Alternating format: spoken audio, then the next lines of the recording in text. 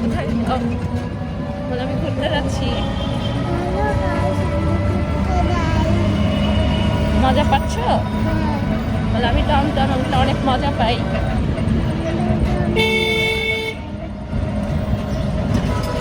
চলো তোমাদেরকেও সাথে নিয়ে যাই।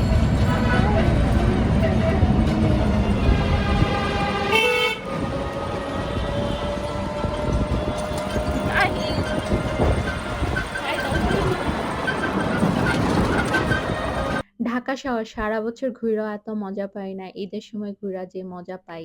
১ ঘন্টার রাস্তা মাত্র ২০ মিনিটেই পৌঁছে যেতে পারি।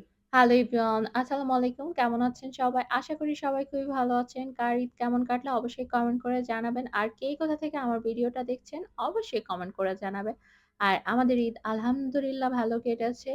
যদিও ঈদের আগে অসুস্থ ছিলাম, কিন্তু ঈদ শুরু হওয়ার পর থেকে ঈদের খুশিতে শরীর এমনিতেই সুস্থ হয়ে গিয়েছে আলহামদুলিল্লাহ। তো ভেবেছিলাম এবার হচ্ছে ঈদের ৪-৫ দিন পর্যন্ত হচ্ছে বাচ্চাদেরকে নিয়ে অনেক ঘোরাঘুরি করব, অনেক entertainment হবে। কিন্তু ঈদের দিন বের হয়েছি, এরপরে হচ্ছে ঈদের 2nd দিনও বের হয়েছি, ঈদের 3rd দিনও বের হয়েছি। এরপরে সবার অবস্থা এত বেশি খারাপ হয়ে গিয়েছে, মানে সবাই এত বেশি টায়ার্ড হয়ে গিয়েছে এই ২ দিন ঘুরেই, ২ দিন কি সরি, এই ৩ দিন ঘুরেই, ঈদের দিন আর ঈদের ২য়, ৩য় দিন। এই ৩ দিন ঘুরে সবাই হচ্ছে এত বেশি টায়ার্ড হয়ে গিয়েছে। পহেলা বৈশাখীর দিন আর কারো এনার্জি ছিল না যে বাহিরে যাবে। বাচ্চারাও খুব জোর দিচ্ছিল না বাহিরে যাওয়ার জন্য।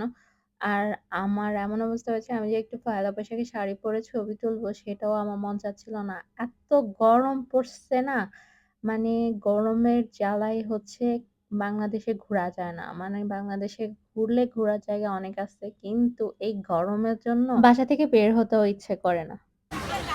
তাইমুর এই যে চলে ওর গেছে। মতো তাইমুরকে দেখাও। একটা গুড গুড